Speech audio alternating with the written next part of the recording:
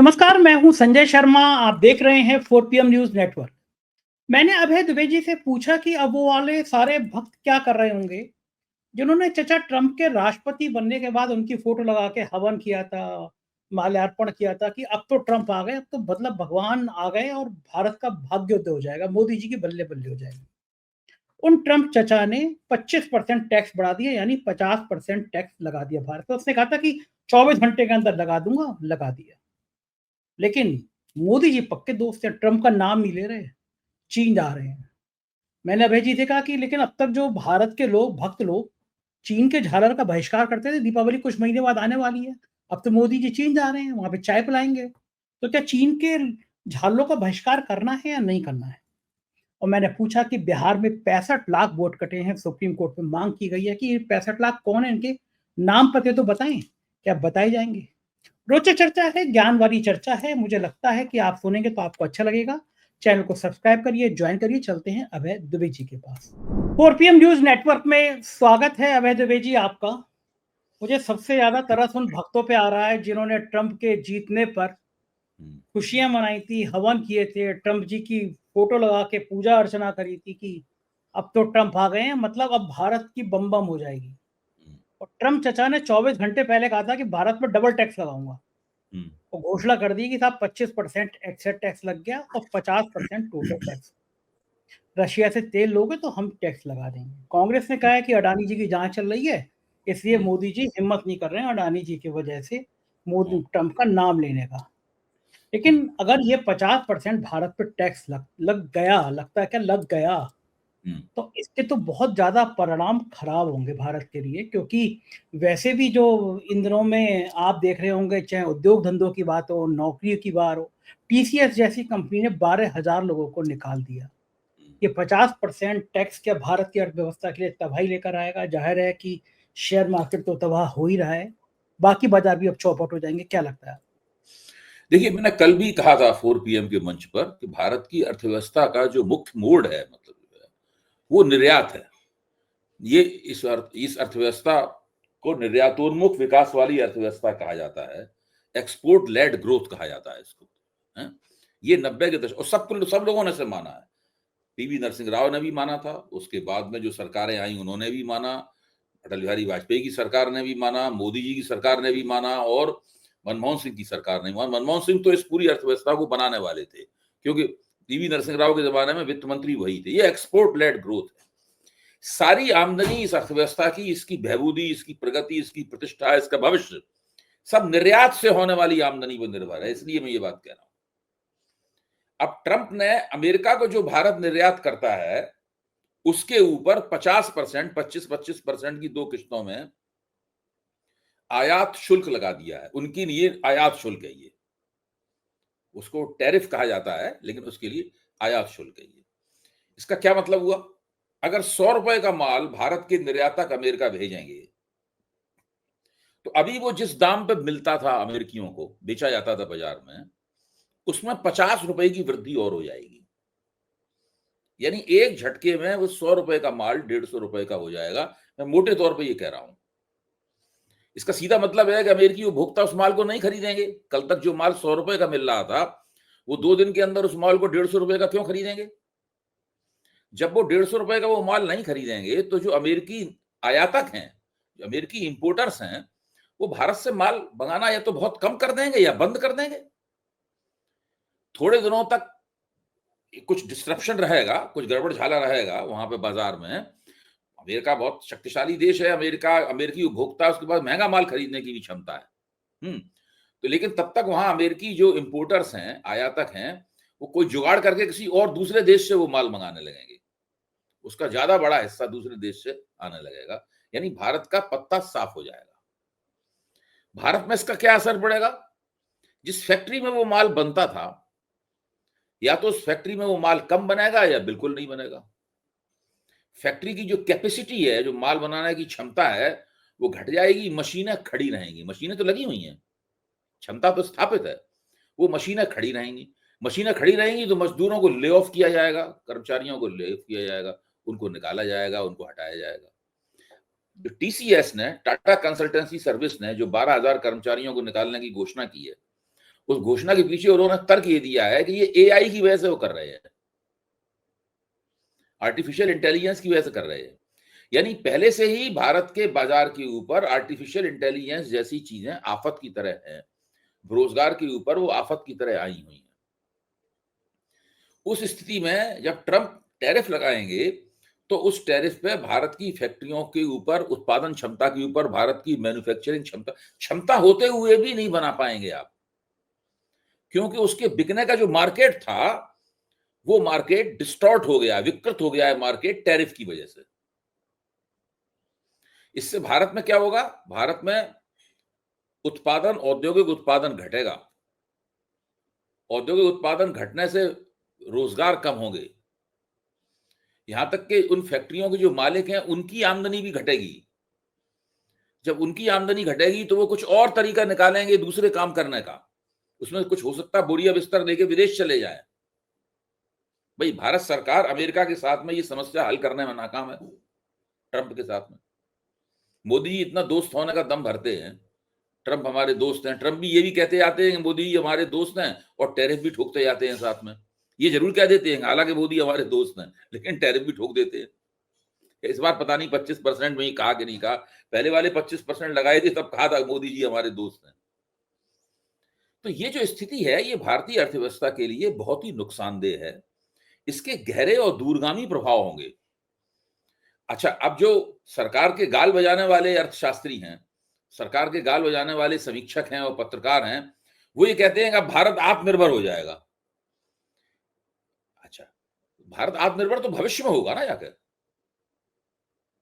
वो भविष्य ऐसा भी नहीं है 1 साल बाद भविष्य आ जाएगा, वो दूरगामी भविष्य है। अगर भारत आज से बिल्कुल विधि पूर्वक अच्छी तरीके से निवेश करके, टेक्नोलॉजी डेवलपमेंट करके कोशिश करे तो 20-25 साल लगेंगे आत्मनिर्भर होने में, 30-40 साल लगेंगे आत्मनिर्भर होने में।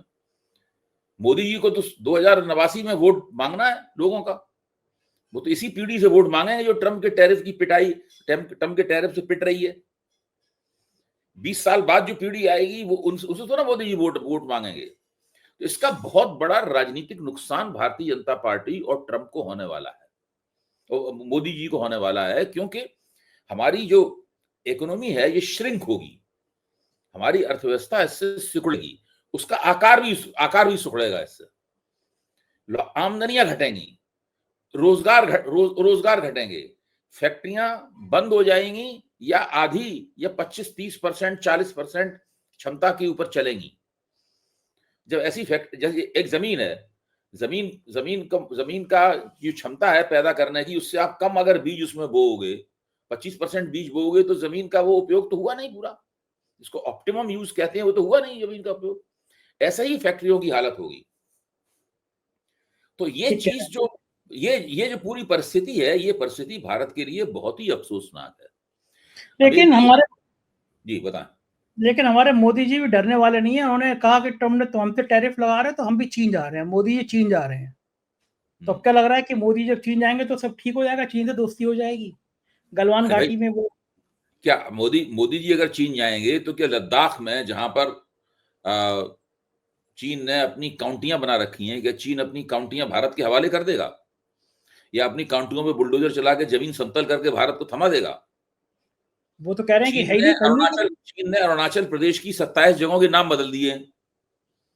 ये तो इस साल बदले हैं 27 जगहों के नाम, बाकायदा चीन की ऑफिशियल वेबसाइट पे बदले हुए नामों की लिस्ट प्रकाशित है। भारत सरकार ने उसकी प्रतिक्रिया भी की है, मना भी नहीं कर सकते। 2024 में 20 जगहों के नाम बदले थे अरुणाचल प्रदेश में। चीन कहता है कि अरुणाचल प्रदेश दक्षिणी तिब्बत का हिस्सा है और तिब्बत चीन का हिस्सा है।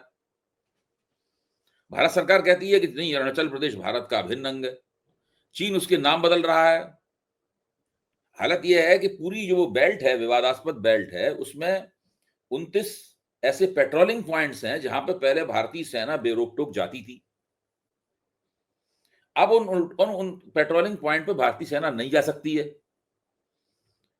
समझा जाता है कि भारत सरकार ने सेना को कह रखा है कि भाई उन पेट्रोलिंग पॉइंट को दोबारा हस्तगत करने के लिए आप झंझट मोल न लें, झगड़ा ना हो उसकी वजह चीन से।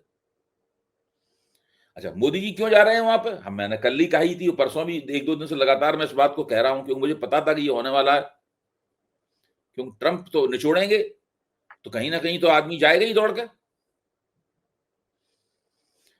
असली दिक्कत क्या है? दिक्कत यह है कि अभी मेरे ख्याल से, अगर मुझे सही कहना है, तो 1.5-2 महीने पहले या 3 महीने पहले ही पीयूष गोयल ने, जो कि भारत के वाणिज्य मंत्री हैं, उन्होंने एक वक्तव्य में स्पष्ट किया था आधिकारिक रूप से कि चीन के फॉरेन डायरेक्ट इन्वेस्टमेंट के लिए भारतीय अर्थव्यवस्था में कोई जगह नहीं है। हम एफडीआई नहीं चाहते चीन की। अब मोदी जी वहां जाएंगे तो एफडीआई पे समझौता होगा, ये तो गड़बड़ हो जाएगा। हाँ। जो एनआईटीआई कमीशन है उसने भारत सरकार को लिखित राय दी है, उस राय की वजह से जा रहे हैं मोदी जी वहां पे। लिखित राय दी है कि भारतीय कंपनियों में, कल मैंने बताया भी था कि 24% चीन को स्वामित्व खरीदने की इजाजत दी जाए, हिस्सा खरीदने की इजाजत दी जाए, यानी 24% एफडीआई चीन की स्वीकार की जाए। वाह, यानी अब चीन हमारे यहाँ से 24% का धंधे का मालिक बन जाएगा। हाँ, अच्छा, पहले ही से चीन का माल बाजारों में भरा हुआ है। ऐसा कौन सा मतलब क्षेत्र है इसमें चीन का माल नहीं है?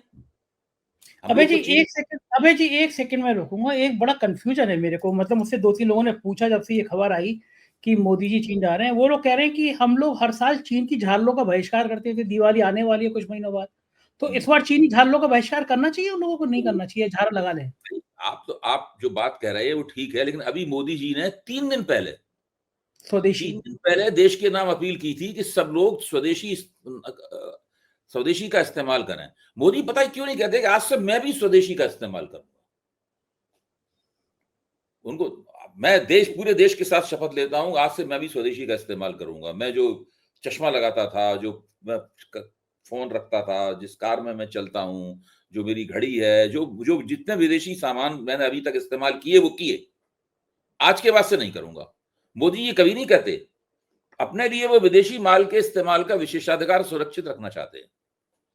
देश के लोगों के लिए कहते हैं कि आप स्वदेशी माल का इस्तेमाल कीजिए। स्वदेशी माल बाजार में है कहां? जब ट्रंप ने कहा था कि भारतीय अर्थव्यवस्था डेड है, तो राहुल गांधी ने उनका समर्थन करते हुए कहा था कि भारतीय अर्थव्यवस्था डेड है। मैं ट्रंप की इस बात से पूरी तरीके से सहमत हूं। इसका मतलब ये नहीं था कि राहुल गांधी कोई ट्रंप के प्रशंसक हो गए थे। राहुल गांधी तो उसके 2-3 दिन पहले ही संसद में गरजते हुए कह चुके थे कि ट्रंप झूठ बोल रहा है। आप देखिए, उन्होंने कहा था ट्रंप झूठ बोल रहे ही नहीं, बोल रहा है। मोदी में अगर दम है तो वो 50% भी मोदी में दम है तो वो कहें कि ट्रंप झूठ बोल रहा है। जाहिर है कि ट्रंप के प्रशंसक नहीं है, लेकिन यहां पर वो ट्रंप की बात का समर्थन करते हैं और कहते हैं कि भारतीय अर्थव्यवस्था जो डेड है उसके 5 कारण हैं। पहला कारण वो कहते हैं कि अदानी मोदी पार्टनरशिप। दूसरा कारण बताते हैं डिमोनेटाइजेशन और एंड फ्लॉड जीएसटी। तीसरी है failed assemble in India. Make in India को राहुल गांधी कह रहे हैं असेंबल्ड इन इंडिया। बाहर से भगा के पेचकश टेक्नोलॉजी के सारे यहां पे असेंबल करते हैं। Fourth, MSME wiped out. Fifth, farmers crushed. अच्छा, पहली चीज है अडानी मोदी पार्टनरशिप, उस पर मैं कुछ नहीं कहूंगा, सब लोग जानते हैं कि उसका मतलब क्या है। दूसरी बात, डिमोनेटाइजेशन। सब चीजें आपस में जुड़ी हुई, demonetisation and flawed GST. GST का ढांचा इतना गलत है कि वो गब्बर सिंह टैक्स हो गया है राहुल गांधी की भाषा में। और डिमोनेटाइजेशन ने पूरी तरीके से जो असंगठित क्षेत्र था, प्रोफेसर अरुण कुमार की बात आप सुनी चुके हैं पूरी, जो असंगठित क्षेत्र था और जो छोटे लघु एवं मध्यम छोटे छोटे उद्योग थे, उन सबको पूरी तरीके से ध्वस्त कर दिया है। भारत में जो मेड इन इंडिया की बात है वो केवल लफाजी है। भारत में कुछ भी नहीं दरअसल बनता है। सारा माल विदेशों से आए हुए कलपुर्जों चीजों से बनता है या विदेशी माल से ही भारतीय बाजार भरा हुआ है। चौथा वो ये MSME wipe out, medium and small scale, वो सब उनका खात्मा हो चुका है और फार्मर्स की बुरी हालत है। उनकी आमदनी लगातार गिरती जा रही है। ये 5 कारण राहुल गांधी ने बताए थे कि हिंदुस्तान की अर्थव्यवस्था डेड है। तो मैं ये बता रहा हूं कि ये जो कारण है, इसमें उन्होंने देखिए कहीं बेरोजगारी की बात नहीं कही है, इसमें उन्होंने कहीं महंगाई की बात नहीं कही है। राहुल गांधी ने क्यों नहीं कही है? क्योंकि महंगाई और बेरोजगारी उसके फलितार्थ हैं। जो अर्थव्यवस्था की कमियां हैं, अर्थव्यवस्था की जो पतनशीलता है, गिरावट अर्थव्यवस्था की, वो मुख्य कारण है और उसका जो फलितार्थ है, मतलब उसका नतीजा जो है वो महंगाई और बेरोजगारी है। लोगों की घटती हुई आमदनियां हैं। ट्रंप ने जो टैरिफ लगाया है उससे ये समस्या और ज्यादा गहन होगी और मुश्किल में आएगी। मोदी जी लगातार कहते रहेंगे अर्थव्यवस्था का अमृतकाल चल रहा है, वो लगातार कहते रहेंगे अर्थव्यवस्था का अमृतकाल चल रहा है। हम दुनिया की इतनी बड़ी अर्थव्यवस्था है, उतनी बड़ी अर्थव्यवस्था है, ये तमाम आंकड़े लोगों को पिलाए जाते रहेंगे। लेकिन इससे कोई बात बनने वाली है तो नहीं।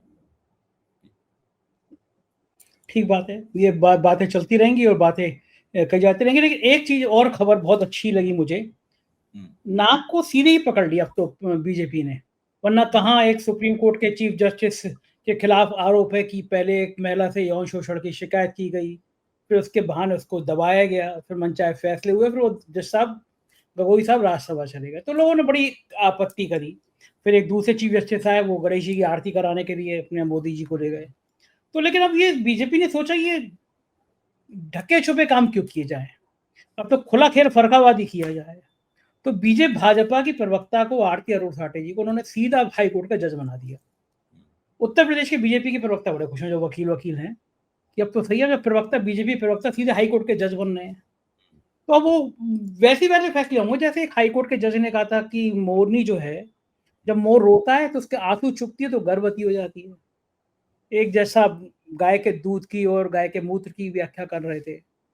तो जो बीजेपी के प्रवक्ता है वो हाई कोर्ट के जज बनने लगेंगे, तो आपको क्या लगता है कितने अच्छे फैसले होंगे ना राष्ट्रवाद के? ये देखिए, ये घटना अभी हुई है। बीजेपी की प्रवक्ता को, बीजेपी की नेता थी जिनको हाई कोर्ट का जज बना दिया। अभी देखिए भाजपा के जो प्रवक्ता हैं, जो टीवी चैनलों पे आते हैं, वो किस तरह इसका बचाव करते हैं, ये एक महत्वपूर्ण बात है। इसको हम लोगों को देखना होगा और उनका तर्क क्या है उसको देखना होगा। शेखर यादव जो थे, शेखर यादव ने जो हाई कोर्ट के जज हैं, उन्होंने एक भाषण दिया था जिसमें उन्होंने मुसलमानों और अल्पसंख्यकों को जम के गिराया था उन्होंने। हाँ, कठमुल्ला कहा था। जब विपक्ष ने कहा कि इनके केवल जस्टिस वर्मा के खिलाफ जिनके यहाँ जले हुए नोट मिले थे, उन्हीं के खिलाफ अभियोग महाभियोग क्यों चलाया जाए, उनके खिलाफ तो चलाया ही जाए, जस्टिस यादव के खिलाफ भी महाभियोग चलाया जाए। भारतीय जनता पार्टी इसके लिए तैयार नहीं हुई। ये जो पूरा लोकसभा बनाम राज्यसभा हो गया महाअभियोग के मामले में, जिसमें समझा जाता है कि उसमें उपराष्ट्रपति को भी अपनी बलि देनी पड़ी है, तो उसमें असली विवाद तो यही था कि शेखर यादव के खिलाफ भारतीय जनता पार्टी यानी विपक्ष के जो सत्ता पक्ष के सांसद थे, वो शेखर यादव के खिलाफ महाअभियोग पर दस्तखत करने के लिए तैयार नहीं थे। विपक्ष ने, देखिए, अगर बात ये सही है कि उन्होंने भाजपा के आला कमान को विश्वास में नहीं लिया जगदीप धनखड़ साहब ने, तो उसके अंदर मुख्य बात ये थी, अगर ऐसा था तो उसके अंदर मुख्य बात ये थी कि भाजपा को इस पे आपत्ति नहीं थी कि विपक्ष के सांसद जस्टिस वर्मा के खिलाफ महाअभियोग पे दस्तखत कर दें, बल्कि उनको आपत्ति इसलिए थी कि जगदीप धनखड़ ने विपक्ष से ये भी कह दिया था कि वो शेखर यादव के खिलाफ महाअभियोग चलाने का भी जिक्र कर देंगे वहां पर, सभापति की तरफ से उसका जिक्र कर दिया जाएगा। बीजेपी जो बिदकी नाराज हुई उनसे, मतलब जो है उसके पीछे ये एक बहुत बड़ा कारण था। शेखर यादव ने तो राष्ट्रीय स्वयंसेवक संघ की किताब पढ़ के वो वक्तव्य दिया था, उनके खिलाफ महाअभियोग कैसे चल सकता था? शेखर यादव ने तो राष्ट्रवादी काम किया था। सही बात है, वो तो उसी विचारधारा के आगे बढ़ा रहे थे जो विचारधारा है। तो ये तो आप बिल्कुल, अच्छा सीधी बात ये, अगर कोई कहता है कि मैं हिंदुत्ववादी हूं, अगर कोई कहता है कि भारत हिंदू राष्ट्र है, अगर कोई कहता है कि भारत में अल्पसंख्यकों के लिए पूर्ण नागरिकता नहीं होनी चाहिए, 2 दर्जे की नागरिकता होनी चाहिए, तो भाजपा और संघ परिवार वालों के लिए और सरकार के लिए वो तो सही बात कह रहा है। उसमें दिक्कत तो परेशानी क्या है? उसको किसी भी पद पे होना चाहिए, उसको जज होना चाहिए, उसको चीफ जस्टिस होना चाहिए, उसको कलेक्टर होना चाहिए, उसको कमिश्नर होना चाहिए, उसको एसपी होना चाहिए, आईजी होना चाहिए, कमिश्नर होना चाहिए, सेक्रेटरी होना चाहिए, ज्वाइंट सेक्रेटरी होना चाहिए, सब होना चाहिए। हाँ, देखिए आप इस बात को देखिए, राष्ट्रीय स्वयंसेवक संघ काफी लंबे अरसे से एक कोचिंग प्रोग्राम चलाता है। उस कोचिंग प्रोग्राम से पिछले 15 साल से लगातार आईएएस की परीक्षा में बैठने वाले छात्र निकल रहे हैं। उनमें से बहुत से लोग कोचिंग प्रोग्राम करके आईएएस की परीक्षा में बैठते हैं, कुछ नाकाम होते हैं, कुछ कामयाब भी होते हैं। तो उस प्रोग्राम से निकल के कामयाब होने वाले आईएएस के छात्र जो हैं, जो अब एडमिनिस्ट्रेटिव सर्विस में या तो जम चुके होंगे या जमने वाले होंगे, वो सब दरअसल हिंदुत्व के विचारधारात्मक समर्थक हैं। ठीक बात है, मतलब वो कहें या ना कहें, यूनिवर्सिटी में तो देख ही रहे हम लोग क्या हाल हो गया। एक बड़ी घटना ये हुई कि सुप्रीम कोर्ट में कहा गया कि साहब जो 65 लाख नाम कटे हैं उनकी सूची सार्वजनिक कर दी जाए। वो बात तो सही है, कि जो लोग मृत थे, नहीं थे, वो तो नाम है ही है, वो एक बटन दबाना है, सूची वेबसाइट पे आ जाएगी। 12 अगस्त को शायद सुनवाई है और सारे विपक्षी दलों ने मिलकर आज कहा कि हम लोग इसका विरोध करेंगे। 11 अगस्त को मार्च निकालेंगे और खड़गे जी ने एक चिट्ठी भी लिखी है। क्या लग रहा है कि ये जो सुप्रीम कोर्ट का मामला चल रहा है, जो जितना प्रेशर सारे विपक्षी दल मिलके बना रहे हैं, कोई हल निकलेगा? शनिवार तक शायद जवाब देने को कहा है सुप्रीम कोर्ट ने चुनाव आयोग को। क्या लग रहा है कि सुप्रीम कोर्ट कोई रास्ता निकाल पाएगा या फिर वो नाम कट जाएँगे, वो सुप्रीम नाम कोर्ट ने जो साबित कहा है होंगे? चुनाव आयोग उसका जवाब दे देगा। सुप्रीम कोर्ट के पास ऐसा कौन सा तरीका है कि उसके जवाब की वो जांच कर पाए? हुँ। भाई सुप्रीम कोर्ट ने कहा इस चीज का जवाब दो, वो जवाब दे देगा। बहुत सी बातों के बारे में कह देगा ये व्यवहारिक नहीं है, संभव नहीं है ये हम नहीं कर सकते और हमें इस काम को आगे करने दिया जाए। आप इसमें बाधा मत डालिए इस तरह के वक्तव्य देके और इस तरह के सुझाव देके और इस तरह की मांगे करके। बहुत काम करना है हमें अभी। ये जो 65 लाख का मामला है कि 65 लाख लोगों के नाम बताए जाएँ। एडीआर ने कहा है रिट करके, तो क्या लग रहा है कि ये 65 लाख लोग कौन थे जिनके नाम पते काटे गए? इनका नाम ही वोटर लिस्ट से हटाया गया। क्या ये नाम सामने आ पाएँगे कि 65 लाख लोग कौन हैं? देखिए 65 लाख लोगों में से एक बड़ी संख्या उन लोगों की है जिनके बारे में माना जाता है कि उनका देहांत हो गया है। दूसरी बड़ी संख्या उन लोगों की है जिनके बारे में माना जाता है कि उनकी डबलिंग थी, 2 बार उनका नाम था वोटर लिस्ट में। यानी उनके पास 2 एपिक नंबर थे। तीसरा उन लोगों का माना जाता है कि जो अपने पते पे मौजूद नहीं थे। 1 लाख लोग उसमें ऐसे हैं इनके बारे में चुनाव को पता ही नहीं है कि वो कहां चले गए। वो इन तीनों कैटेगरी में से नहीं आते। अच्छा, अब सबका कहना है। अच्छा, दूसरी बात यह है कि सवाल यह है कि चुनाव आयोग इन 65 लाख की संख्या पर पहुंचा कैसे? यही चीज बहुत बड़े विवाद का केंद्र है। ठीक बात है, उसका आज क्या मैंने एक बहुत विशेषज्ञ से डिटेल में बातचीत की है, समझने की कोशिश की है कि वहां पर क्या हो रहा है। उन विशेषज्ञ महोदय का निष्कर्ष ये था कि ये जो चुनाव आयोग आंकड़े दे रहा है कि इतने करोड़ हमने डिजिटाइज कर दिए फॉर्म, उन्होंने कहा ये सारे आंकड़े उन जो फॉर्म भर के आए हैं उन फॉर्म के टेबुलेशन का नतीजा नहीं है। ये एक मनगढ़ंत डेटा है। उनका कहना था ये मनगढ़ंत डेटा है जो चुनाव आयोग ने अपनी सुविधा अनुसार गढ़ लिया है। उस डेटा को वो लोगों को बता रहा है। इसलिए चुनाव आयोग किसी चीज का कोई भी डिटेल देने के लिए तैयार नहीं है। सही बात है, क्योंकि वो 65 लाख छोटे-मोटे तो होते नहीं है। डिटेल तो वो तब देगा जबकि उसके पास वास्तव में उन फॉर्म्स के आधार पे वो डेटा बना होता। तो उन सज्जन ने व्यंग करते हुए कहा कि ये SIR जो है इसका फुल फॉर्म है स्पेशल इंटेंसिव रिव्यू। दरअसल स्पेशल इंटेंसिव रिव्यू नहीं है, ये एक दूसरे तरह का SIR है जिसका फुल फॉर्म है स्पेशल इंटेंसिव रिमूवल। ठीक बात है, रिन्यूअल ही तो है ये। निरीक्षण नहीं है वोटरों का, बल्कि निकास निरीक्षण है। किस तरह वोटर लिस्ट में से नामों का निकास किया जाए, इसका निरीक्षण है। बात तो ठीक है और यही लग भी रहा है। बहुत-बहुत शुक्रिया अभय जी, आपने मुझे इतना समय दिया, बातचीत की। ये थे अभय दुबे जी, पूरी बातचीत आपने सुनी। मुझको यकीन है बातचीत हर बार की तरह आपको पसंद आई होगी। आपके प्यार भरे कमेंट का मुझे इंतज़ार रहेगा। शुक्रिया, थैंक यू।